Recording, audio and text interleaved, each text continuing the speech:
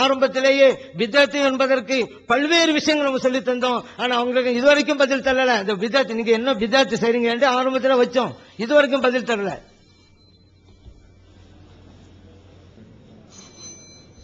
அன்பிற்குரிய சகோதரர்களே, அந்த அல்ஜன்னத்து பத்திரிகையிலையும் உணர்வுள்ள விளம்பரத்திலையும் போடப்பட்டது ஷிர்க் என்று காட்டுவதற்காகத்தான் நாங்கள் சொன்னோம், எங்க செயல்பாடு நியாயப்படுத்துறதுக்கு சொல்லல என்று சொன்னார்கள்.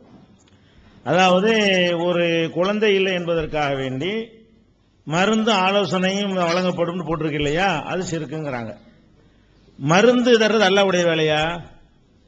மருந்து மனுஷன் தான் தருவான், குழந்தை தான் அல்லாஹ் தருவானே தவிர மருந்து தர்றது ஏன் வேலை நல்லா சொல்லியிருக்கிறான். அப்ப டாக்டர் வேலையை பார்க்கக்கூடாது. மருந்து மனுஷன் தான் தருவான், ஆலோசனை அல்லாஹ் தருவான். அல்லாஹ் அதுக்கு ஒரு ஆலோசனை சொல்லணும் கேட்ட ஆலோசனை அல்லாஹ் தருவான். அல்லாஹ் குழந்தைய தர்றதுக்கு தான் சொந்தம் கொண்டாட தவிர மருந்து மனுஷன் தான் போய் கேட்கணும், ஆலோசனை மனுஷன் தான் கேட்கணும். எது மனுஷன் கேட்கணுமோ அதைத்தானே மனுஷன் கேட்கிற மாதிரி விளம்பரம் இருக்கு. நீண்ட காலமா குழந்தை இல்லாத தம்பதிகள் வாங்க குழந்தை தர்றேன் அப்படின்னு அந்த விளம்பரத்தில் இருந்தா நீங்க ஷிர்க்குன்னு சொல்லலாம். குழந்தை இல்லாத தம்பதிகளுக்கு மருந்தும் ஆலோசனையும் சொல்வது மனுஷன் டியூட்டியா அல்லாஹ்வுடைய டியூட்டியா? ததாவும் நீங்கள் மருத்துவம் செய்யுங்கள், இன்னலி குள்ளி தாயின் தவாவுன், ஒவ்வொரு நோய்க்கு மருந்து இருக்கிறது என்று நபிகள் நாயகம் ஸல்லல்லாஹு அலைஹி வஸல்லம் இந்த அதிகாரம் மனுஷனுக்குள்ள சொல்லிவிட்டாங்க. அப்ப இது எப்படி ஷிர்காவுங்கறீங்க நீங்க? அப்ப நாங்க ஷிர்க்குங்கிறதுக்கு தான் உங்கள்ட்ட உள்ள பெரிய ஆதாரம். இது ஷிர்கா? இது ஒன்றும் பெரிய பிரச்சனையே கிடையாது. இன்னொன்னு சொல்லிக்கிறேன், நம்ம சகோதரர்கள் சில பேர் அவங்க பேசும்போது சிரிக்கிறீங்கல்ல, அதை என்ன நினைச்சுக்கிறாங்கன்னா நீங்க அங்கீகரிச்சு சிரிக்கிறேன்னு நினைச்சுக்கிறாங்க. அங்கீகரிச்சு சிரிக்கிற 2 தடவை கேளுங்க, அதையும் ஆதாரமா வர காட்டிட்டு இருக்கிறாங்க. நான் கேட்கிறேன், அங்கீகரிச்சு சிரிக்க அதான் உங்க சைடுல உள்ள நீங்க சொன்னா சரின்றுவாங்க. நீங்க எதிர்த்தரப்புல உள்ள சும்மா கவனமா நீங்க சொல்லணும். ஏன்னு கேட்டா அங்கீகரிச்சு சிரிக்கிறது இல்ல, இவ்வளவு தமாஷா பேசுறீங்கன்னு சிரிக்கிறாங்க. அதுதான் சிரிக்கிறீங்க. சரி சரி, அதான் அதுல ஒண்ணு மேட்ருங்க. அடுத்து என்ன இல்ல, எங்க மக்கள் சிரிக்கிற எங்களுக்கு தானே தெரியும். அடுத்து என்ன தெரியுமா, இன்னொன்னு என்ன செய்யறாங்கன்னா, வலியுள்ளாட்ட கேட்டா ஷிர்க்குங்கிறீங்க, மருத்துவத்தை கேட்டா ஷிர்க் இல்லையா அப்படின்னு சொல்றீங்க. வலியுள்ளாட்ட கேட்டதுனாலயா ஷிர்க்குங்கிறோம்? எதனால ஷிர்க்குன்னு ஆரம்பம் முதல் உரையில சொல்லி இருக்கிறேன். எதனால ஷிர்க்குங்கிறோம்? அவரை அல்லாஹ்வுடைய இடத்தில் வைத்து நீங்கள் கேட்கிறீர்கள். அல்லாஹ் கேட்பது போல அவர் கேட்பார், அல்லாஹ் பார்ப்பது போல அவர் பார்ப்பார், அல்லாஹ்வை போல பிரித்து அறிவார். எல்லை இல்லாமல் கோடான கோடான கோடான கோடானி மக்கள் கேட்டாலும் அவர் அதை பிரித்தறிந்து என்ன செய்வாரு, அது அல்லாஹ் சொல்லி வாங்கி தருவார். நீங்க சொல்லக்கூடிய நேரத்தில் அது என்னவாகி விடுகிறது, அல்லாஹ்வுடைய தன்மையை கொடுத்துறீங்க, அது ஷிர்க் தான். மருத்துவத்தை கேட்கும் பொழுது ஒரே நேரத்தில் ஒரு வினாடியில கோடான கோடான கோடானி பேர் உலகத்தின் பல பகுதியில் இருந்து கேட்டார்களே, ஆனால் அதுவும் ஷிர்க் தான். மருத்துவத்தை கேட்கும்போது விளம்பரத்தை பார்த்துட்டு ஒருத்தர் தான் போவாங்க, 10 பேர் ஒன்னா போனா கூட ஒருத்தர் தான் உள்ள அனுப்புவாங்க.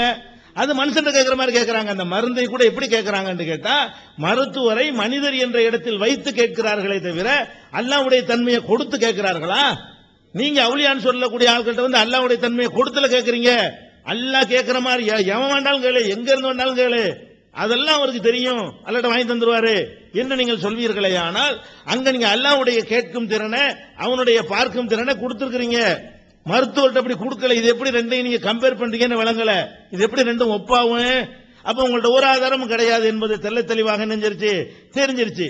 அடுத்து என்ன கேட்கிறாங்க, நபிகள் நாயகம் ஸல்லல்லாஹு அலைஹி வஸல்லம் அவர்கள் அவங்களுடைய கேட்கிறது, அவங்களுடைய பார்க்கிறது நம்மளை விட கூடத்தானே, லிமிட் கூடுதா இல்லையாங்கிறாங்க. லிமிட் கூடுறது பேச்சு இல்ல, அல்லாஹ்வுடைய லிமிட்டுக்கு வர்றதுதான் பேச்சு. லிமிட் ஒருத்தர் கூடலாம், ஒருத்தர் குறையலாம். இங்க உள்ள மக்கள் அனைவரும் ஒரே லிமிட்ல கேட்பீங்களா?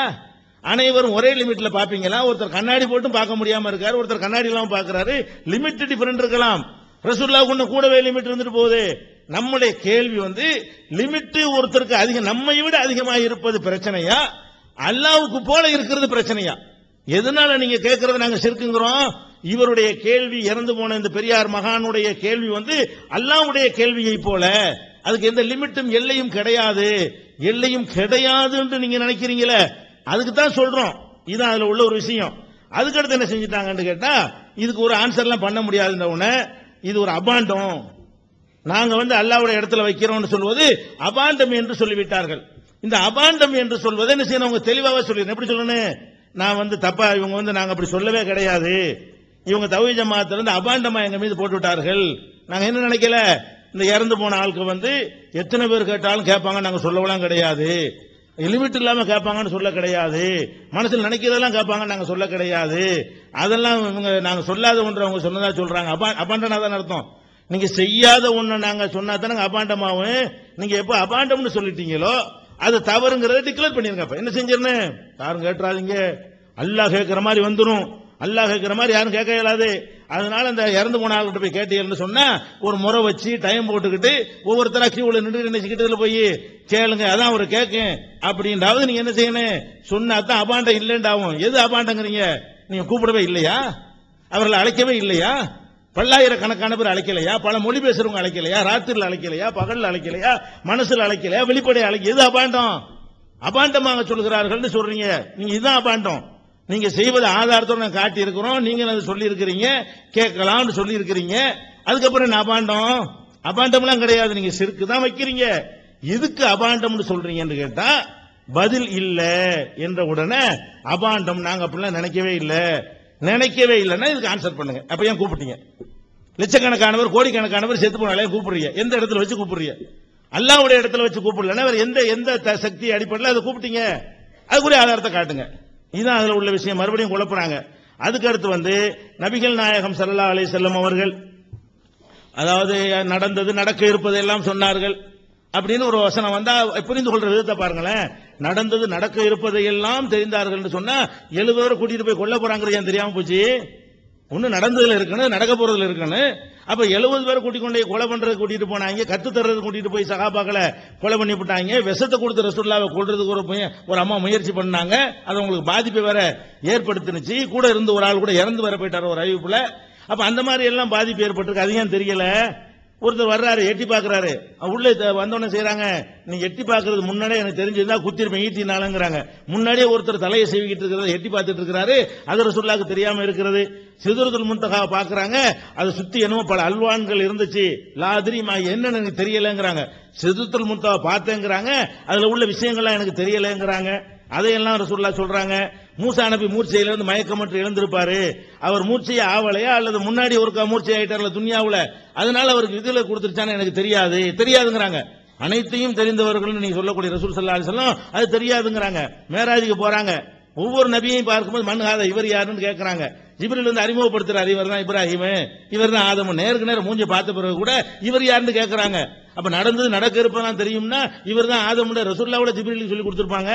இது மாதிரி நிறைய இருக்கிறது. ஒரு எறும்பு புற்று எரிக்கப்பட்டிருக்கிறது, இதுக்கு தீ வைத்தவர் யாருன்னு கேட்கறாங்க. ஹிஜ்ரத் செஞ்சு போறாங்க மதீனாவுக்கு, குறுக்கு வழி அவங்களுக்கு தெரியல. ஒரு காபிரான ஒருத்தரை கூலிக்கு பேசி அவரை சவுருக்கு வைக்க வர சொல்லி அவரை வழிகாட்டியா கொண்டு போனாங்க. அது கூட தெரியாம இருந்திருக்கிறாங்க. ஒரு பொருள் உங்களுக்கு வருமானா இது சதக்காவா ஹதியாவான்னு கேட்பாங்க. என்ன சதக்கா உங்களுக்கு ஹராமு, ஹதியா தான் ஹலாலு.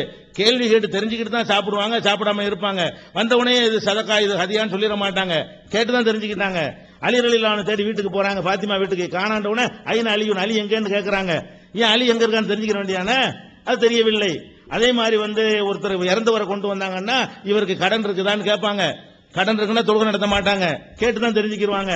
ஒரு பொருளை ஒரு ஆட்டை ஓட்டிட்டு போறாருன்னு சொன்னா இது விக்கிர கொண்டு போறியா அன்பளிப்பா கொண்டு போறியான்னு கேட்பாங்க. கேட்டு பையான்னு அத்தியத்தன் கேட்டிருக்கிறாங்க. அதே மாதிரி ஒரு பொம்பளை அதிகமா தொழுவாங்க அப்படின்னு சொல்லி வரும்பொழுது அந்த பொம்பளை யார், மன்ஹாதிஹி ஃபுலானத்துன் ததுகுர்பின் சலாத்திகான்னு அந்த ஹதீஸ் வரும். கேட்டுதான் தெரிஞ்சிருக்கிறார்கள். ஒருத்தர் கல்யாணம் பண்ணி கேட்பாரு ஒரு பெண்ணை, நீ மோதிரம் வச்சிருக்கிறான்னு கேட்பாங்க. இரும்பு மோதிரமாச்சு இருக்குதா? அவர் உண்மை இல்லைன்னு தெரியல உங்களுக்கு. விசாரிச்சு அவர் போய் பார்த்துட்டு ஒண்ணுமே இல்லைன்னு சொல்லும் போது அவங்களுக்கே தெரிகிறது. ஏன் கேட்கணும்? எல்லாம் தெரியும்னா கேட்காம சொல்லிடலாம், உன்ட்ட ஒண்ணுமே இல்லையே அப்படின்னு சொல்லி இருக்கலாம்.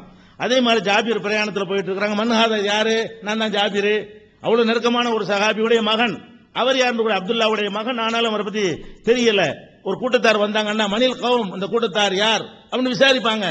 அதனால ரசூலுல்லாஹ்வுக்கு தெரியும் என்றால் அது ஃபித்னா சம்பந்தப்பட்டது.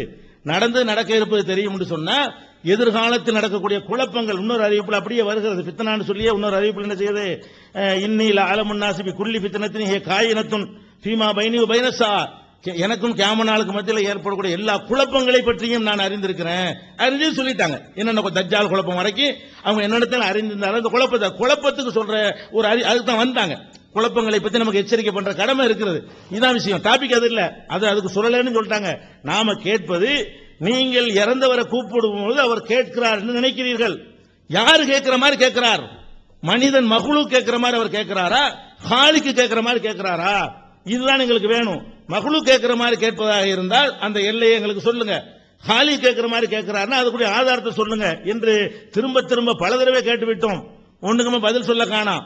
திருப்பி என்ன செய்யறாங்க, நம்மளை நோக்கி சிறுக்குன்னு சொல்றதுக்கான உணர்வு வளம்